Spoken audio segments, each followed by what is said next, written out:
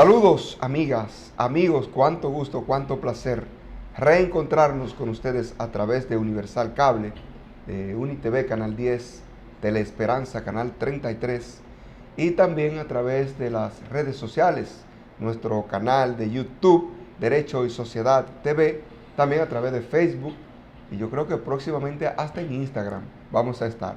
Derecho y Sociedad, transmitido desde la biblioteca del Bufete Jurídico licenciado José Cristino Rodríguez. Para nosotros un alto honor, un gran placer. Hoy el profesor José Cristino Rodríguez se ha excusado por razones atendibles, ajenas a su voluntad, pero tengo el honor de estar acompañado con otro de nuestros integrantes, el profesor Joel Reyes. Saludos, profesor, un gusto compartir este programa con usted. El honor es mío de compartir con usted y con este amable público que semana tras semana nos acompaña a través de todas estas plataformas por las que se difunde este medio tan interesante y tan importante para el desarrollo de temas jurídicos en esta provincia de Valverde, pero para todo el mundo es que lo desarrollamos. Así es, desde Mao, desde Valverde para el mundo. Bueno, hoy vamos a hablar de un tema bastante interesante, no solo para la comunidad jurídica que nos sigue a través de la televisión y las redes sociales, sino también para el pueblo llano en sentido general. Todo el que alega un hecho en justicia debe probarlo. Entonces, hoy vamos a hablar de la valoración de la prueba. Todas las decisiones que se toman en los tribunales, todas, siempre van a estar basadas en las pruebas que presenten las partes que estén involucradas en un conflicto, de la naturaleza que sea, profesor. Así mismo es. Y el mecanismo de solventar esa exigencia que hace el Código Civil de la República Dominicana, de que todo el que alegue un hecho en justicia, que debe demostrarlo, el corolario de eso es que una vez la parte cumple con su responsabilidad de presentar elementos de prueba a un tribunal, el tribunal entonces está en la necesidad imperiosa de valorar las pruebas. Tiene el tribunal varias obligaciones vinculadas al concepto de valoración probatoria. De un lado, la ley, que le dice al juez que una vez le somete un conflicto, está obligado a decidir. ¿Cómo decide el juez? Bueno, también le exige la ley que debe decidir motivando, es decir, estableciendo los motivos en los que fundamenta su decisión. ¿Y de dónde salen, de dónde se extraen esos motivos que ha de dar el juez? Hay varias fuentes, una de ellas será la ley. Sí. Pero la cantera ineluctable, la que no se puede dejar de lado, es la de la prueba. Es decir, por las partes el juez llega a tener contacto con la prueba y por la ley este contacto debe, racionalizarlo a través de la valoración de los diferentes medios de prueba que le someten a su criterio para que decida, para que diga qué valor les da a las mismas. Que no solo es lo que dice la ley, en esencia, no solo esa. Está bien, la ley dice que debe valorarse de tal o cual manera, pero eso es exclusivamente así. O sea, es solo porque la ley dice que hay que valorarlo de esa manera. Eso es exclusivo, eso lo vamos a ver en este programa. Si es solo la prueba legal, la que los jueces o los tribunales le otorgan valor al momento de decidir, porque recuerden que cuando ocurre un hecho, hay verdades detrás de ese hecho que para la gente escucha, ocurrió tal cosa, mataron a alguien, se robaron tal cosa, ocurrió tal violación, hubo tal estafa, etcétera. O sea, la gente lo escucha y a veces a través de los medios, incluso por el simple hecho de que lo publique un medio de comunicación o varios medios, mucha gente lo da por cierto, pero en realidad no es así. Hay verdades detrás de esos hechos que hay que descubrirla a través de las pruebas y va a haber una decisión cuando se valoren esas pruebas que presenten las partes. Y es ahí la importancia de este tipo de programas, en el que se cuestionan cuestiones o asuntos que se han dejado de lado en la bibliografía dominicana. Sí. Se ha tratado muy poco un tema que es de primer orden, porque se trata de la sustancia, de la esencia que le da valor a las decisiones judiciales. Y de ahí, de haber dejado de lado tanto los doctrinarios como gran parte de la jurisprudencia dominicana, el tema de la valoración probatoria, o a lo menos someterse a criterios estáticos, es por lo que a veces la gente no entiende las decisiones judiciales. Exactamente. Porque si tú no le dices a la gente con claridad qué fue lo que te llevó a determinar que Juan es inocente o que Juan es culpable, la gente suele entender que esa sentencia se ha fundamentado en ideas o en razones espurias, no procesales, no legales. Sí, por eso es bueno que siempre antes de uno, por ejemplo, en los medios de comunicación, a veces opinamos sobre tal o cual decisión solamente por la parte dispositiva. O sea, nos vamos a lo que los tribunales deciden. El tribunal decidió acogiendo o rechazando, entonces empezamos a hacer cuantas críticas y cuantas cosas, pero lo correcto es irnos a la parte motivacional de esa sentencia para ver por qué un juez o tribunal falló de esa manera, qué lo condujo a decidir como decidió. Y justamente esa parte motivacional es donde los jueces dicen por qué tomaron esa decisión, qué pruebas aceptaron, cuáles se rechazaron. Entonces, justamente luego de hacer una valoración de la prueba. Ahora, yo pregunto, usted que tiene experiencia en este mundo, ¿cómo definimos? ¿Qué es valorar las pruebas? ¿Cómo lo podríamos definir de manera que nuestra comunidad jurídica y el pueblo llano que nos ve y nos escucha, cómo entender el concepto de valoración de las pruebas? Bueno, valorar la prueba no es más que dar a los elementos probatorios valor de verdad sobre los hechos que se pretenden probar con los mismos.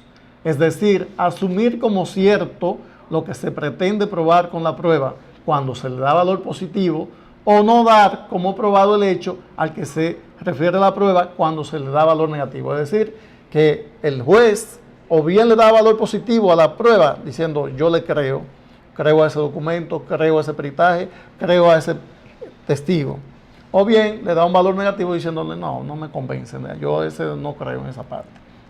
Exacto, pero el objetivo es ese, ¿verdad? Darle valor de verdad. Ajá. O sea, dar por cierto lo que las pruebas le presenten. Y usted acaba de decir, e incluso algunos tipos de pruebas, qué sé yo, un testimonio, un escrito, algún documento.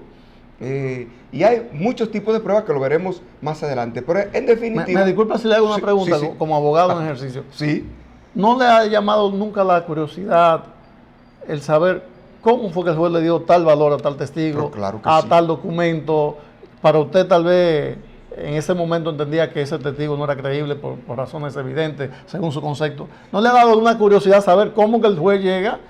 Algunos pensarán que tal vez que el juez tiene poderes mágicos especiales o capacidades cognitivas, psicológicas especiales también, ¿no? Sí. ¿Cómo se sabe? Pero por supuesto que me da curiosidad. Incluso yo diría que en grado superlativo. Cada vez que hay una decisión que uno solamente ve, por ejemplo, en casos en los que uno ha estado involucrado y ve la decisión, ¿cómo? Antes de ver la parte motivacional, regularmente uno se va al dispositivo para ver cómo le fallaron a uno, cómo decidieron. Y cuando tú te encuentras sorpresivamente con algo que quizás tú ni siquiera esperabas, tú te sorprendes. ¿Cómo? Inmediatamente dices, pero ¿y por qué? La curiosidad se despierta y uno quiere saber por qué el juez decidió como a veces contrario a como uno esperaba. Entonces, claro que me da curiosidad. Sobre esa base me ha tocado reírme algunas veces, porque he visto letrados que salen directamente de ver el dispositivo o de oírlo, diciendo, voy a apelar, voy a casar. Sí. Hoy, ¿cómo usted sabe que esa sentencia es de verdad susceptible de un recurso de apelación o casación que pueda ser efectivo si todavía no tiene las motivaciones en mano? Pero peor aún, hay quienes dicen, ese juez se vendió automáticamente. Bueno, ese juez, dependiendo de la edad, de qué lado esté, ese juez se vendió, lo compraron. Sí. Es una palabra muy usual. En esa parte el juez tiene un papel medio difícil porque gana el abogado de la defensa, gana el fiscal, gana el demandante, gana el demandado por su trabajo, dicen ellos. Sí. El juez nunca, el juez sí falló siempre, no se sabe cómo, porque le es imputable de parte de la parte perdidosa, valga la redundancia, haber fallado erróneamente, sin razón, por torpeza y hasta por dinero, como dice usted. Sí, por eso es que cabe preguntar aquí, yo digo, cabe preguntar, ¿cómo es? ¿Cómo es que usted decía ahorita que le daba valor positivo si acoge una prueba? Si dice, si le da un valor de que para usted esa prueba representa verdad en el caso que se está sometido a su consideración. ¿Cómo ustedes hacen eso? ¿Qué toman en cuenta? Bueno, primero prefiero, antes de pasar a los puntos concretos de creerle o no creerles a determinadas pruebas, que demos un review, un repaso por lo que ha sido la historia de la humanidad en cuanto a la valoración de la prueba. ¿Qué le parece? Sí, no, pero excelente, porque eso nos va a ayudar. Miren, no podemos olvidar el pasado para entender mejor lo que pasa en el presente. ¿Cómo históricamente entonces pudiéramos explicarle a nuestros televidentes y cibernautas este asunto del valor que se le da a las pruebas en los tribunales? Bueno, evidentemente que la historia es la gran maestra de la humanidad para prevenir la repetición de errores y para hacer que los seres humanos actuemos de una forma más correcta en aras de obtener los resultados que deseamos como sociedad. Alguien dijo, pueblo que olvida su historia está condenado a repetirla. Me parece que Pedro Enrique Sureña, por lo menos uno de ellos, ¿no? Sí, así es. Entonces, a través de la historia, repito, ha habido diversos mecanismos utilizados por los jueces para dar valor a los diferentes medios de prueba. Uno de esos mecanismos se llamaban las pruebas de ordalía. No quiera usted saber a qué se sometían a las personas que estaban en un proceso para ver si decían la verdad o si decían la mentira. Mucha gente dirá, ¿y con qué se come eso, magistrado? Ordalía, que no es un término muy común en los pasillos de los tribunales. Ahora, sí es un término que se maneja en las bibliotecas y en las peñas donde se estudia el derecho. También eran llamadas las pruebas de ordalías juicios de Dios. ¿Por qué? Porque básicamente al que se le dejaba para que juzgara si alguien decía verdad o mentira era a Dios.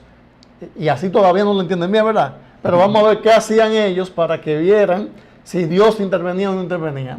Bueno, una de las pruebas consistía en que ponían un agua en un tanque a hervir, a hervir muchísimo, y entonces depositaban un anillo dentro de esa agua, en agua hirviendo, o una piedra, y aquella persona que iba a testificar, que se iba a evaluar si decía verdad o mentira como testigo, debía introducir su brazo sin desmangado, ¿verdad?, sacar el anillo, y entonces, dependiendo de las épocas y las legislaciones, se le daban 1, 2, 3 días para ver si se sanaba.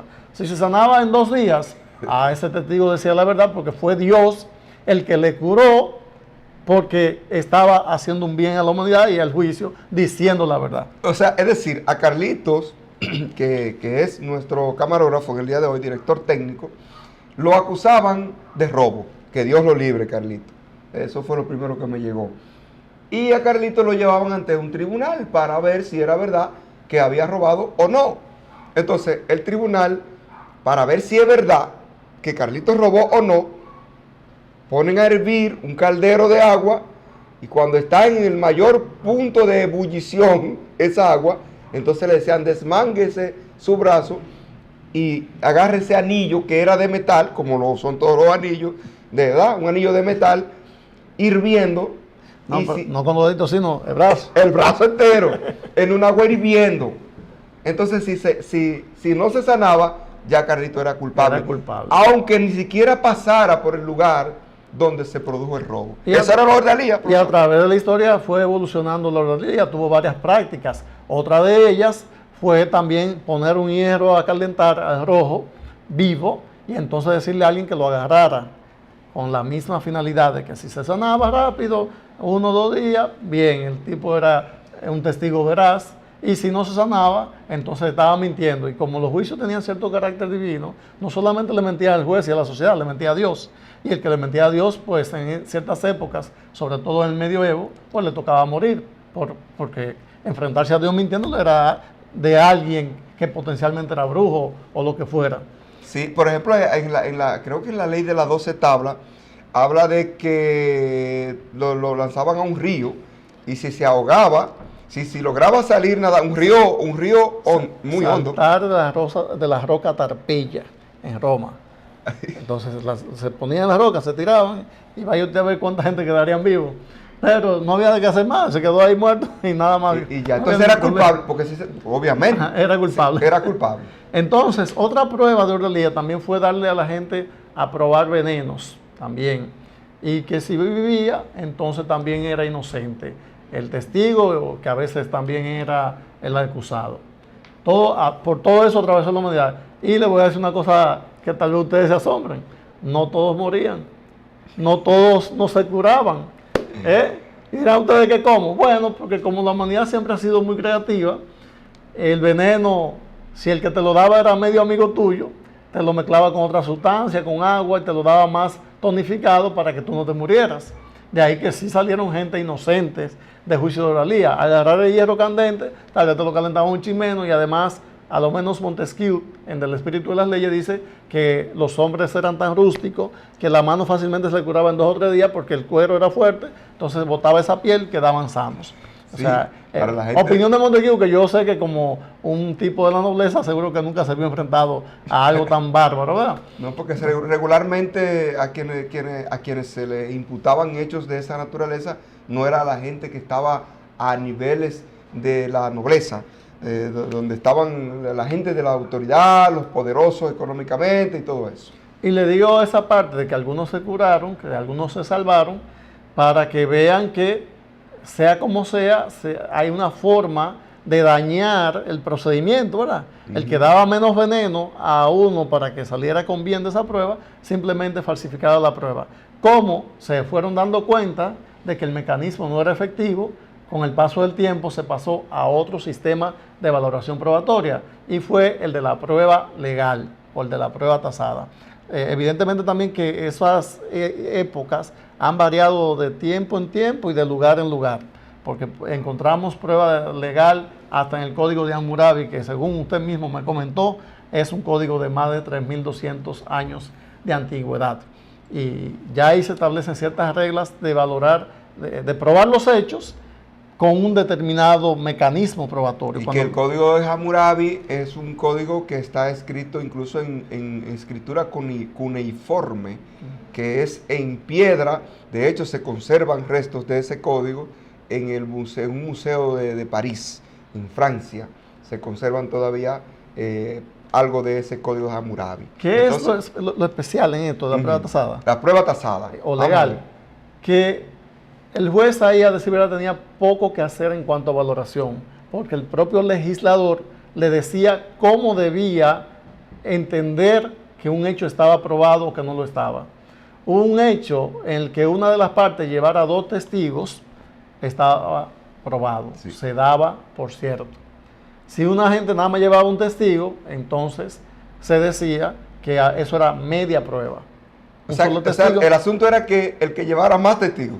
Si usted llevó 10 testigos, el otro que no podía conseguir la misma cantidad de gente para apoyar su verdad, porque cada quien presenta una verdad, y el juez va a valorar cuál de las dos es la que realmente es la verdad. ¿Qué dificultad le encuentra usted a ese sistema de la prueba tasada? Bueno, porque si ya está preestablecida la forma en que hay que decidir, bueno, pues usted se prepara para esos fines y lógicamente que va a tener ganancia de causa, observado desde esa óptica. ¿Qué ocurriría entonces cuando cada parte llevara 2 testigos? Ahí va a haber un gran problema para el juzgador. Porque se decía que 2 testigos probaban un hecho y 2 testigos decían que sí y 2 testigos decían que no. Entonces, ¿qué hace el juez ahí? Me imagino que es bastante difícil entonces. Yo supongo bajo esa regla, ¿no? Supongo que en esa época todavía no existía la regla actual de que los jueces están obligados a decidir todo lo que le someten. O sea, un juez que le llevan una causa en la actualidad no puede decir, bueno, esa no me gusta, no está obligado, si es de su competencia la falla, y si no es de su competencia también falla porque declina el expediente ante la jurisdicción que entienda. Pero hoy día tenemos prueba tasada también y prueba legal, tenemos nuestra legislación vigente, se establecen situaciones que la ley dice cómo se debe demostrar y cómo se debe probar. He oído eso, como estoy un poco lejos del ámbito civil, dígame usted. Por ejemplo, el artículo 1341 del Código Civil establece que no se admitirán pruebas escritas por debajo de 30 pesos, para decir algo, aunque hay una sentencia, se dictó una sentencia muy controvertida con relación a esa decisión. Sin embargo, está ahí el artículo todavía, no ha habido ninguna modificación legislativa y la sentencia fue muy criticada y muy cuestionada. Y en ilustración laboral no hay una regla que el salario, el empleador solamente puede probarlo con la plantilla publicada, llevada al Ministerio de Trabajo. En materia laboral tenemos una ventaja y es que hay lo que se llama libertad de prueba. Bueno, aquí no hay libertad tasada. Sí, exacto. En principio, libertad probatoria, tanto para el empleador como para el trabajador. Pueden probar lo que dicen, ¿no? Su verdad de cualquier manera. La ley se lo permite. En ese caso no podemos hablar de prueba tasada. Otro detalle de la prueba tasada era que así como obligaba al juez a someterse a darle credibilidad a ciertas pruebas y en ciertas condiciones, también excluía ciertas pruebas del ámbito de evaluación del juez. Habían pruebas que no debían llegar ante el juez. Y particularmente en la prueba testimonial, el sistema de la prueba legal o tasada tenía muchas restricciones. Y podemos señalar a modo de ejemplo lo que establecía las 7 partidas de Alfonso X el Sabio, un rey español. Por ejemplo, algo que rechazaba en cuanto a quién no podía ser tomado en cuenta como testigo para valorar. Por ejemplo, hombre que es conocidamente de mala fama. O sea, hay alguien que la gente dice que no es buena gente, que es medio bellaco. Ya ese está descalificado. ¿Qué sinvergüenza? Que es medio sinvergüencita. Sí. No podían ser testigos. Carlito no podía ser testigo. No, Carlito es un hombre serio. Es verdad. Bueno. No podían ser testigos hombre contra quien fuese probado que dijera falso testimonio o que falseara carta o sello o moneda de rey. Parece más o menos lógico, porque tampoco, ¿verdad? Parece más o menos lógico que alguien que ya ha dado falso testimonio o que se dedica a falsificar moneda, inclusive de rey, pues evidentemente que no era alguien muy creíble. Pero entonces, en ese caso, ese tipo de personas, yo diría que todavía hoy día se pudiera cuestionar cualquier declaración que dé una persona que tenga mala fama. No podríamos entender eso. Aunque veremos después cómo en el sistema de la libre valoración de la prueba, nuestro sistema actual, pues se admite que saca un preso. ¿Usted ha visto que saca un preso? Usted mismo lo ha visto, supongo. Sí, claro. Saca un preso que va a testificar sobre un hecho. Posiblemente condenado por falsificar, por violar, por lo que sea. Porque no se va a juzgar la vida de ese preso. Exactamente. Siempre deja un resquemor, una duda en la moralidad del testigo y de quien somete tal clase de testigo, ¿verdad? Sí. Porque tú que para probar tus hechos tienes que recurrir a un delincuente, pero lo cierto es que la ley actual lo permite y que la ley de las 7 partidas que se aplicó en otras legislaciones, en otras partes del mundo, aunque con otro nombre, prohibía eso. ¿Quiénes más? Por ejemplo, aquellos que eran casados, pero que además de estar casados, tenían, como nosotros conocemos hoy, segunda base. El casado que tenga segunda base no era aceptado como testigo. Mientras la tuviera. Obvio.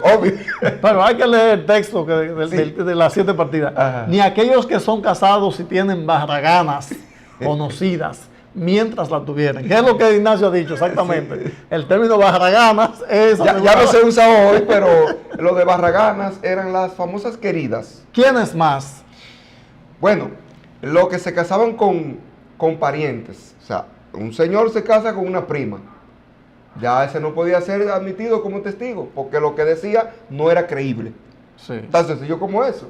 O sea, pero eso era porque lo decía la ley. Pues estamos hablando, recuerden, prueba tasada, la llamada prueba legal. Tasada porque la ley le da determinado valor. Y si la ley lo dice, usted no puede hacer lo contrario. Y no podían ser testigos. No podía, estamos hablando de historia, Tampoco podía ser testigo el hombre que hubiera perdido el seso, en cuanto le durara la locura, ni el que fuere de mala vida, así como ladrón o robador o alcahuete conocido. Un alcahuete no podía ser testigo. Por ejemplo, la vecina que se está llevando los chismes de la vecina y que vive hablando de todos los demás, esa no puede ser testigo. El que la hace de Celestina, al alcahuete, el que consigue novias. William Shakespeare. No, Fernando de Rojas. Fue Fernando de Es Rojas. una obra nuestra, española. Bueno. Y Shakespeare es mi preferido, pero es una obra española. Por eso le pregunto. Ellos recuerden que en este momento estamos diciendo, para que el que puso que encendió el televisor ahora o el que se conecta ahora, en este momento estamos hablando de la valoración de la prueba históricamente. Primero empezamos a hablar de la ordalía, ¿verdad? Ahora estamos hablando de la valoración de la prueba tasada o la prueba legal, lo que decía la ley, en este caso analizando lo que decía las 7 partidas, que es una fuente histórica del derecho y que decía con respecto a la prueba legal. A quienes les estaba prohibido servir como testimonio en una causa. Exactamente. ¿Quién más? Una mujer que anduviese en semejanza de varón, una mujer que se vistiera como varón o que tuviera la corpulencia de varón, no podía ser testigo. Si hacemos mutatis mutandi desde allá hasta acá, por ejemplo, los LGBT no pudieran ser testigos en el día de hoy. Ni un hombre muy pobre y vil que anduviese con malas compañías. El hombre pobre y vil no podía ser testigo. Esas son, señores, de las cosas que establecía la ley vigente en ese entonces, para que un juez o un tribunal dijera, no, me presentaron un muchacho que es muy pobre y anda con fulano que se dice que es de mala vida. Ese testimonio es inválido, no lo puedo tomar en cuenta para decidir sobre ese hecho que me han presentado.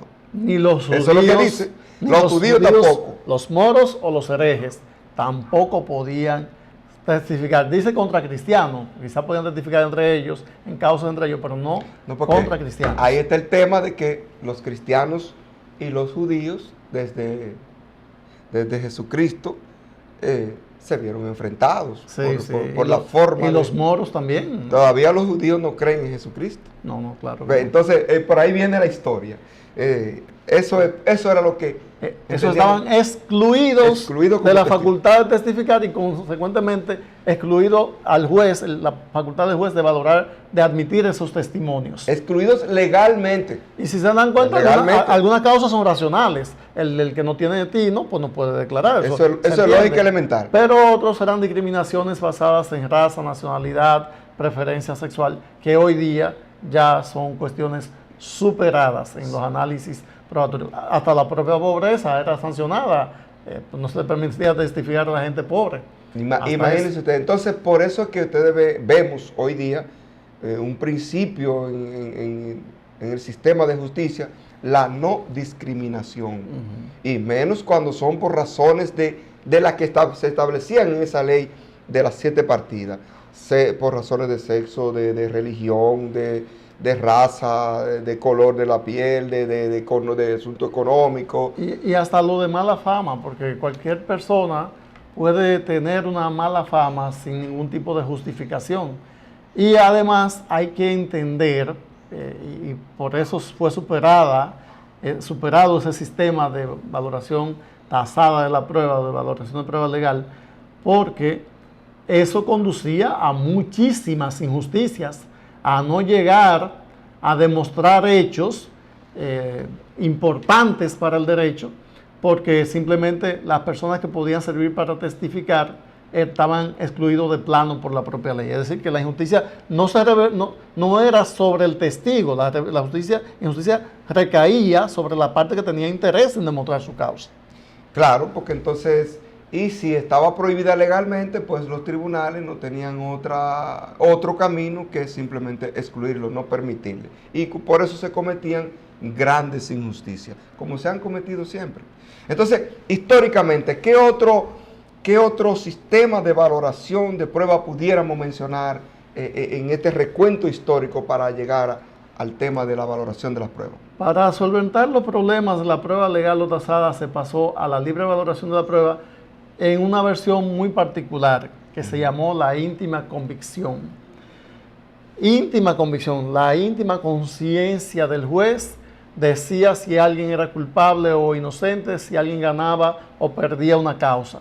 El juez no tenía, como ahora, que decir, yo le creía a Ignacio porque Ignacio declaró con mucha coherencia, porque lo que Ignacio dijo fue corroborado por otras pruebas. No. Ignacio realmente yo lo vi, no me cayó bien, no, yo no creo que Ignacio diga verdad. Y entonces, bajo ese criterio... Se puso nervioso. Tan subjetivo. Sudaba cuando le preguntaba. Se movía, no mantenía la mirada. Exacto. Y entonces ya el juez decía, no, ese no es creíble. El imputado, imagínense cómo le llegarían a creer a los imputados que usualmente tienen condiciones económicas deplorables, ¿verdad? Y que van al tribunal con mala catadura por su condición económica. Esos estaban prácticamente seguros de que el juez no le iba a creer. El juez decía, o lo que podía decir el juez, realmente a mí no me han presentado ninguna prueba válida en contra de esa persona. Pero a mí me da que es un delincuente, está condenado. Está condenado. Sí, porque hasta por la forma de vestir. La juventud hoy día, ¿cómo viste? A veces, tatuaje por aquí, tatuaje por allí, un pantalón que cuando se pone de pie, el pantalón está por debajo del pantaloncillo, que se le ve parte del pantaloncillo, ¿cierto, Carlito? Tú que viste así. Entonces, por ejemplo, un traje grande, un arete o alguna seña particular que da apariencia de delincuente. Oiga, no estoy diciendo que sean delincuentes. Pero la apariencia la da porque tenemos lo que llamamos status quo.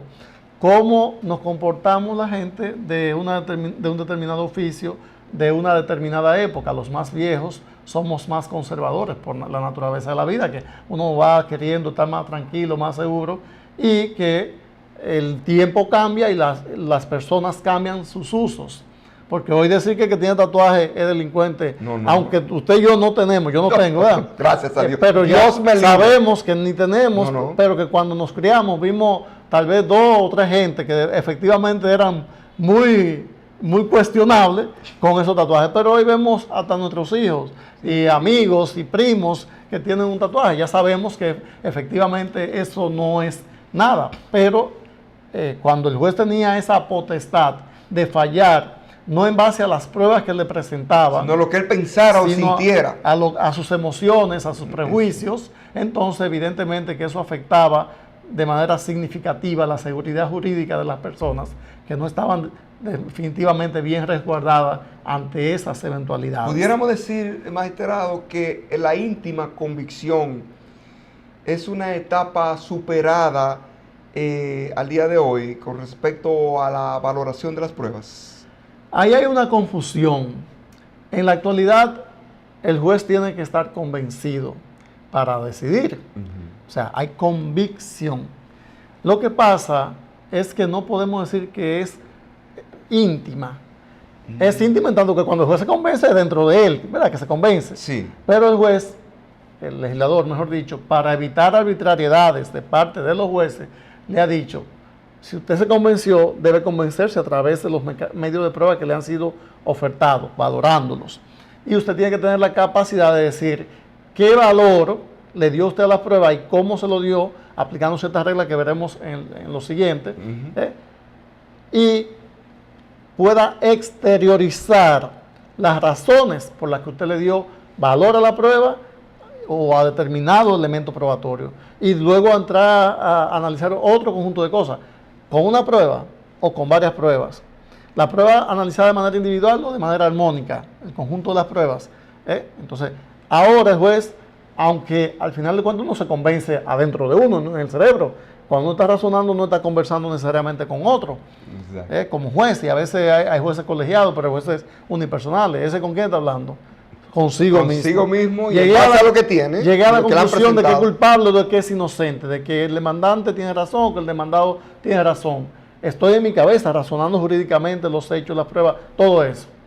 Es íntimo en principio. Ahora, para que esa sentencia, producto de ese razonamiento, pueda sustentarse en el tiempo conforme sea revisada por las Cortes Superiores, entonces yo debo dar razones escritas y orales que los tribunales superiores puedan ponderar y decir, no, no fue un capricho lo que le llevó a decidir. Responder el por qué. Cuestión de que cuando una persona, bueno, en grado superior o las partes se pregunten, pero ¿por qué decidió así? Déjame ver y voy hacia atrás a ver cómo motivó, porque en la motivación me va a decir por qué fue que se convenció de la verdad que plasma al final de la sentencia la parte dispositiva. Y con su experiencia, seguro que usted ha visto sentencias que usted dice, esta está dura, no encuentro cómo hacerle recursos.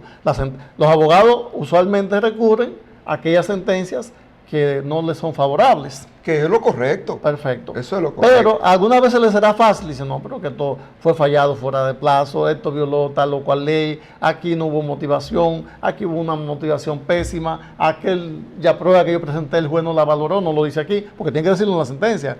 Por sentencia de la Suprema Corte de Justicia, la sentencia debe bastarse a sí misma. Todas las razones por las que el juez decidió deben estar en la sentencia. No cabe que está en el acta, que está en ninguna parte. Todas las razones por las que el juez decide tienen que estar en la sentencia. Magistrado, yo tengo que hacer obligatoriamente una pregunta en ese sentido, antes de que pasemos a la siguiente, históricamente, ¿no?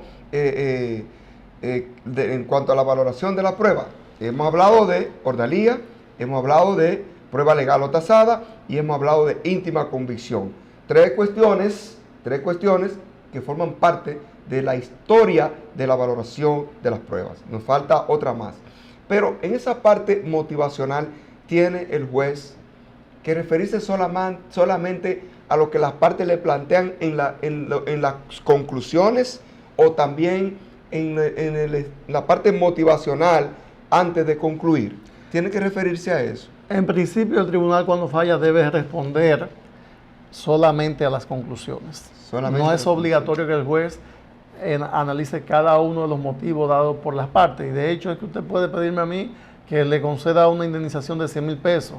Y usted dice que esos 100,000 pesos es porque usted tuvo un dolor muy hondo en el alma y me dice que además fue que una pasola suya se la destruyeron. Y el juez puede decir, bueno, la pasola valía 100,000 pesos. Pues yo lo pongo por los 100,000 pesos. No tengo que averiguar cuánto le dolió en el alma a Ignacio porque la pasola le gustaba mucho. Y es evidente que la pasola está destruida. Está destruida. Entonces no tengo que responder a los motivos. O puedo decir, no, esa pasola de Ignacio valía 30,000 pesos. ¿Qué tanto que él está reclamando 100,000? Si con los intereses que haya perdido, el famoso lucro cesante, daño emergente, eso llega a 50,000. Entonces, usted me planteó 100 motivos. El que quiere obtener un resultado de un tribunal da muchas razones propias. Exacto, el tribunal dice, bueno, de las 10 que dio Ignacio, con 3 me bastan. O bien dice, 10 razones que Ignacio dio, 10 que no servían, ninguna la cojo. Ya, pero sí tiene que referirse a las pruebas. Por supuesto, siempre. El tribunal puede decir que esa prueba no sirve de nada, que no le convence de nada, pero tiene que revisarla y valorarla.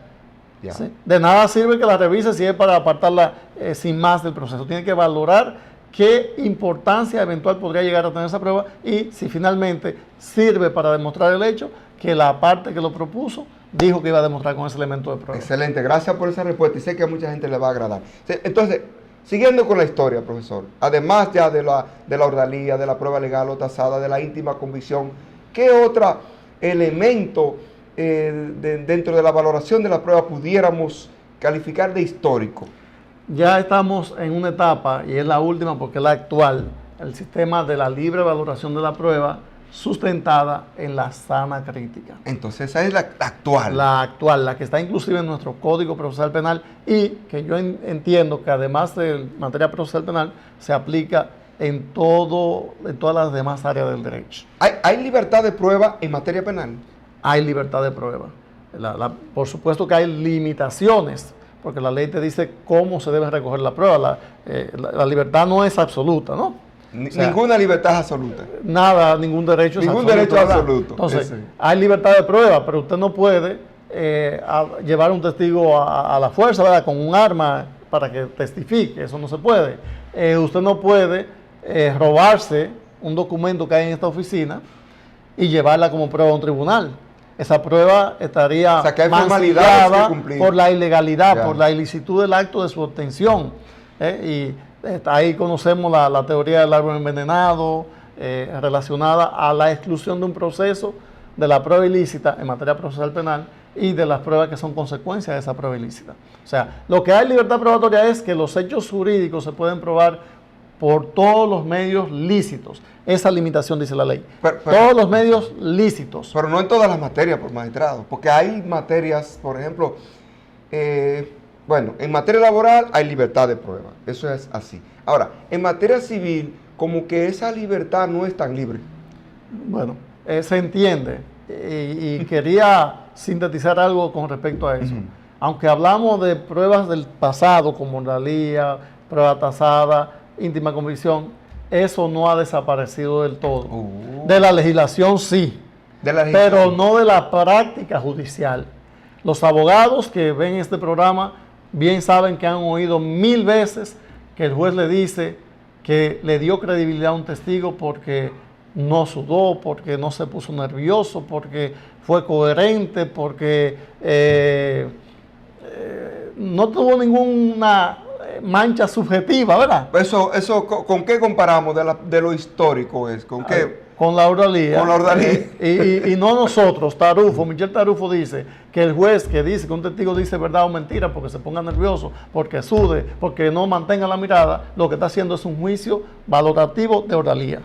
Magistrado, y eso es tan verdad. Yo le hacía un ejemplo de un locutor. Oiga, un locutor se supone que es un profesional de la palabra bien hablada, que usted escuche esa voz tan agradable. Sin embargo, cuando está frente a un juez, o sea, no digo que todos los locutores sean así.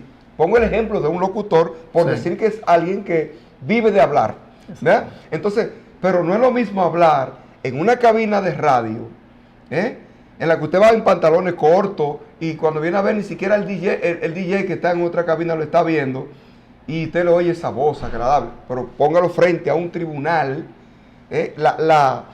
la solemnidad de un tribunal con un fiscal de un lado, 3 abogados de otro lado y uno o varios jueces al frente y usted tener que responder preguntas. No todo el mundo tiene esa capacidad de responder con sobriedad, con tranquilidad, con serenidad y puede ponerse nervioso. La voz, aunque sea locutor, le puede temblar. Quiere decir que está mintiendo. No le puede parecer creíble al juez ese locutor que vio un hecho, que estuvo presente, qué sé yo, por decir algo. Aparte de la ampulosidad y majestuosidad de los tribunales, la persona cuando la llevan a declarar, imagínense que van como imputados. Al imputado le están diciendo que hizo algo malo, que robó, que mató, que violó niños, que lo que sea. Esa persona tiene que ser de muy buen temple para mantenerse sereno todo el tiempo ahí. Un testigo sabe que la parte que lo llevó usualmente lo trata con suavidad, pero la contraparte lo está cuestionando, está queriendo decir que él está mintiendo. Y eso lo pondría nervioso, tanto si el testigo está diciendo la verdad, como si está diciendo mentira. Es decir, que ese criterio, repito, ordálico, de decir que el que no se puso nervioso, que el que no sudó, hay gente que suda también porque la temperatura en los tribunales, a lo menos dominicanos, la mayoría no tienen aire acondicionado, y nos metemos en verano a oír gente. Y a todas las horas. Y si hay unos abanicos, seguro lo tiene el juez y el fiscal y el defensor técnico. El testigo ahí no tiene ningún abanico. Entonces, sudó. ¿Y cómo sabe usted el grado de sudoración de las personas? Y además, como usted decía, aunque se ponga nervioso, eso no es ni indicio de decir la verdad ni de decir mentira. Eso es muy importante que usted lo diga, porque a los mismos abogados a veces cuando leemos sentencia que vamos a apelar, dice, cónchale, ¿por dónde lo vamos? Bueno, pero si un juez le falla una sentencia y dice que el testigo fulano de tal, su testimonio no le pareció creíble porque se puso nervioso, porque le sudaron las manos, porque se sacó el pañuelo para secarse el sudor varias veces, qué sé yo, cosas como esa. Porque titubeó al decir tal cosa que lo dijo, pero lo dijo de manera como medio nerviosa. O sea, ese tipo de valoraciones, pues, pueden ser cuestionadas al momento de apelar. Son cuestiones del pasado. Y que son ordálicas. Que no están en la ley. Son ordalías. No están en la ley. Son prácticas. Sí, sí. Y muy, muy frecuentes en las decisiones judiciales. Entonces, de esas prácticas, a lo menos en nuestra legislación procesal penal, pasamos a esta que le dijimos, de la libre valoración de la prueba y la zona crítica. Usted puede presentar para demostrar un hecho cualquier elemento de prueba siempre que sea lícitamente obtenido. O sea, porque hay muchos y grandes casos, magistrados, que se han caído, que han sido rechazados, y incluso con verdades, con cuestiones que son verdades, diríamos, altamente conocidas. Sin embargo, cuando se presentaron las pruebas no fueron obtenidas conforme a las formalidades que establece la ley. Estoy hablando de formalidades para obtener pruebas, como la legalidad, que por ejemplo es una información de una institución como un banco, por decir algo, y un juez no la ordenó, el Ministerio Público fue y la obtuvo él de manera sin haberse ordenado, por decir un ejemplo concreto, ¿no? Claro, pues entonces, es verdad, pero usted no trajo la prueba como... Y entonces, y la oficiosidad, no puede aplicarse ahí. Está cuestionada en materia procesal penal a pesar de cierta disposición de la ley 137.11 sobre procedimientos constitucionales. O sea, que tendría que ser de violación a un derecho fundamental. De lo contrario, el juez de oficio no pudiera suplir cualquier falta que cometan las partes. Y aún así hay mucha reticencia a que el juez actúe de manera oficiosa. Aún con esa disposición legal tan contundente, hay cierta limitación. Entonces, pienso que es oportuno leerles lo que dice el artículo 172 del Código Procesal Penal sobre el sistema de valoración de la prueba actual en la República Dominicana.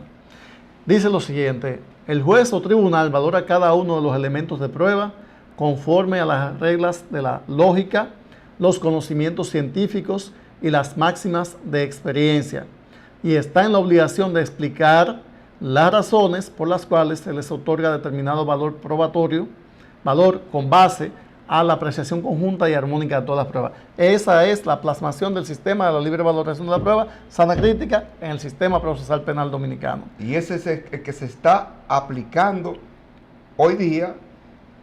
Bueno, es lo que nosotros entendemos, es lo que dice la ley.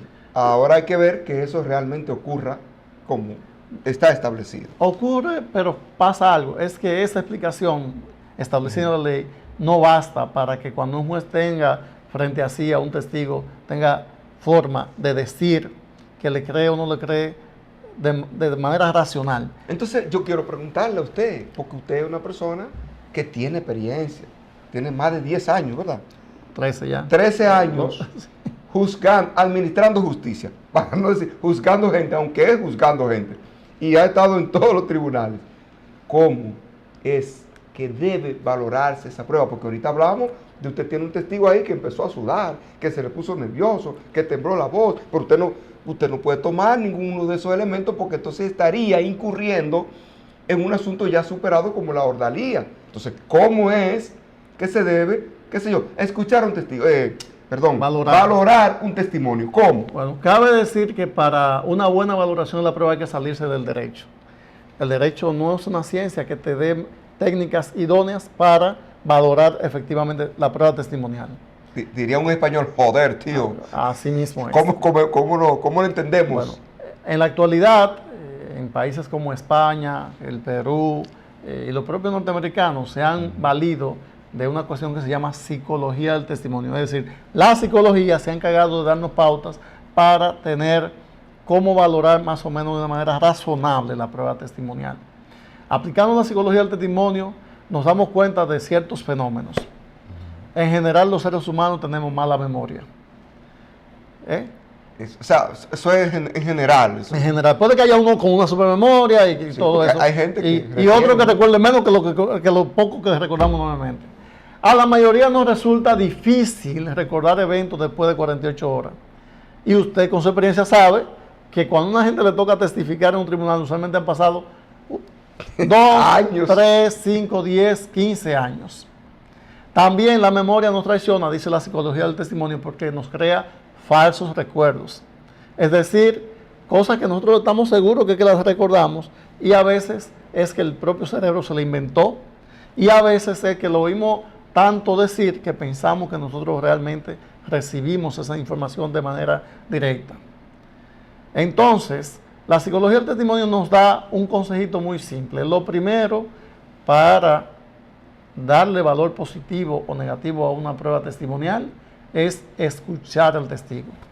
Parece simple, parece obvio, pero casi todos nosotros sabemos que cuando vemos a un testigo lo que comenzamos a cuestionarnos y a preguntarnos es si el testigo tiene interés en la causa, si al testigo le dieron dinero para testificar, si el testigo es enemigo de una de las partes. Y entonces, con esa premisa, cuando oímos al testigo, no lo escuchamos, lo oímos, pero no lo escuchamos. Sí, incluso yo veo que saltan carcajadas en las audiencias, cuando cualquier respuesta que da, a veces la gente se ríe. Entonces, el truco es escuchar al testigo. Escucharlo. Si dijo tonterías, tonterías son y así se evalúan. Entonces, pero yo he visto, por ejemplo, un testigo diciendo algo y a veces, si es un tribunal colegiado, a veces los jueces están diciéndose algo entre ellos y el testigo hablando. Entonces, bien, ahí como que no estaríamos cumpliendo con esa parte. Pero el deber de los tribunales es escuchar al testigo. Hay que escuchar. Independientemente de cualquier práctica. Pero escucharlo atentamente. Pero no es tanto. Diferencia entre oír y escuchar. Escuchar es oír con atención. No es fijarse en que si él sudó, si se secó el sudor. No. De ahí le dije que escuchar lo que él dice. O ella dice. Entonces, escuchándolo nos damos cuenta de varios parámetros que también dice la psicología del testimonio que pueden ayudarnos a darle valor al testimonio. La coherencia. Un testigo que dice las cosas con cierto orden lógico, ¿verdad? Sí. Es un punto importante. La contextualización. Esa partecita de contextualización, porque escribiendo yo podría decirlo, pero en términos de un testimonio. El testigo Ignacio va a decir que vio a María matando a José. Y nada más va y dice, no, yo vi a María matando a José. ¿Y cómo era? ¿De noche o de día? No, yo no sé. ¿Qué ropa llevaba puesta fulanito? No, yo no sé. ¿De qué color era la pared de donde mataron? No sé. O sea, no sabe contextualizar, no sabe cómo se produjo el hecho, no sabe si María habló y provocó al otro o viceversa, no tiene contexto. Si fue un testigo falso, no tiene contexto. No sabe, o fabricado, porque se fabrican testigos. Exactamente. También es importante que haya corroboración de otros medios de prueba de lo que dice el testigo, para darle credibilidad al testigo. Eso es sumamente importante, honorable, porque es que lo que dice la persona, pues, algo más debe corroborar esa prueba para poderle dar valor al momento de decidir. Por lo voluble que es la prueba testimonial, ¿verdad? La memoria, que el deseo de la gente de perjudicar o beneficiar a alguien. Entonces, otro criterio es que el juez valore la emisión de comentarios oportunistas en el testigo. Comentarios oportunistas. Este testigo que en vez de decir lo que le preguntan, lo que dice, no, yo lo sé porque yo tengo buena memoria, a mí no se me olvida nada. No, a usted no. Como que se da bombo. Se da bombo, el buen dominicano. En vez de decir y responder puntualmente lo que se le pregunta, el testigo se empeña en auto-vanagloriarse de lo que él sabe y de su memoria, no de lo que fue el objeto de su declaración. O sea, pero eso solamente puede valorarse o puede entenderlo un juez o un tribunal que realmente esté escuchando atentamente. He visto jueces, incluso, que van tomando apuntes. Bien. Los he visto escuchando y tomando apuntes. Es más, los he visto que lo graban. Para mí eso es algo muy importante. Sí. ¿Por qué? Porque cuando usted está en su despacho valorando las pruebas que le han presentado a la parte, dice, déjame ver, porque fulano dijo tal cosa, y va y lo escucha o ve el apunte que tomó, eso le va a ayudar a apreciar mejor esa prueba. Entonces, ¿cierto? También es importante aclarar, ya que estamos en la parte final, terminando, que esos criterios no son palabras divinas, que no es que siempre todas las cosas deben ser perfectas. Dicen los expertos que el testigo debe ser coherente, pero una ligera incoherencia también le da cierto vigor de humanidad y hace más juego con la idea de que la gente se le olvidan las cosas, ciertos detalles, que aquel que nada más va y narra todo como un robot. Eso parece que es un testigo que se ha aprendido un guión. Y eso puede ser eventualmente una causa de incredibilidad del testigo. Es decir, que el juez cuando esté valorando diga, no, este es lo que vino y se memorizó eso. O sea, la noche entera la pasó en eso. O sea, no fue lo que vio lo que él viene a testificar, sino lo que se grabó. Eso me parece cuando la gente, por ejemplo, nos embotellábamos algo. Nos embotellamos una clase, por ejemplo, y vamos y la decimos para una exposición en un aula universitaria, tal cual, punto y coma lo que dijo el libro. Pero si usted le preguntó algo, dígamelo usted con su propia palabra, la botella se rompe. Se rompe inmediatamente. Y ahí, mire, se evidencia la dificultad y el fallo del testimonio. Exacto. También un testigo perfectamente contextualizado puede hacer presumir al tribunal que hizo repasos. no, que va con todo dando más matices que lo que se les requiere. Sí, Entonces, diría, también bueno, eso da la idea me de que parece muy también es inteligente, falsificado. o esta mujer. Ojo, que estamos diciendo como lo contrario ahorita, pero ahorita dijimos un marco racional para la credibilidad del testigo, y cuando eso se ve como denota su vida, entonces da causa de incredibilidad en el testigo.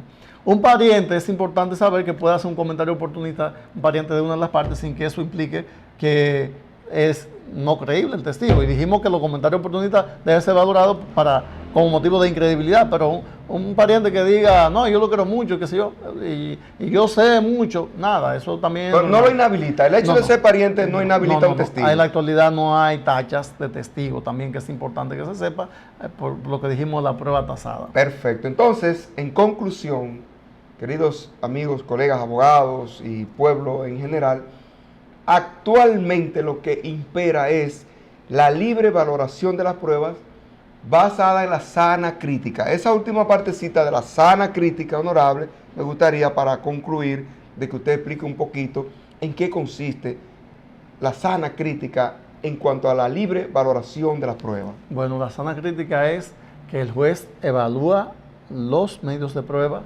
como dice el código, conforme a los conocimientos científicos, la lógica y las máximas de la experiencia. O sea, no es yo tengo tal opinión porque me nace de mis entrañas, no.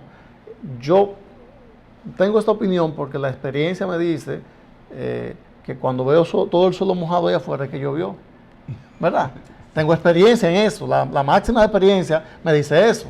La lógica me dice que 2 y 2 son 4, ¿verdad? Las matemáticas. Entonces, el testigo, cuando el juez está evaluando y ve que un testigo salta con cosas contrarias a la lógica, no puede darle crédito a ese testimonio o a esa parte de ese testimonio, ¿verdad? Porque escapan a los dominios de la lógica. Ya, y para concluir, una recomendación para, en cuanto a presentar pruebas que puedan ser valoradas conforme a las pretensiones de las partes.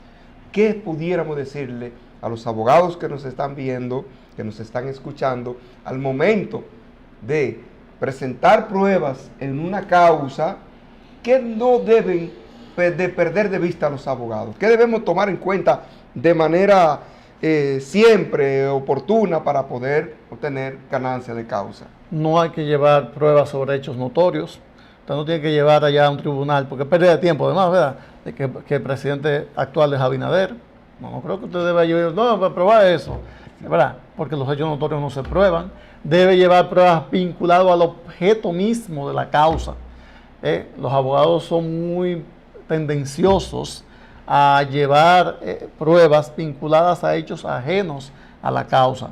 Eventualmente podrían ser útiles, pero llevar toda la prueba necesaria, hacer investigaciones. Tiene la idea de que los abogados no investigan, que es el fiscal que lo toca investigar.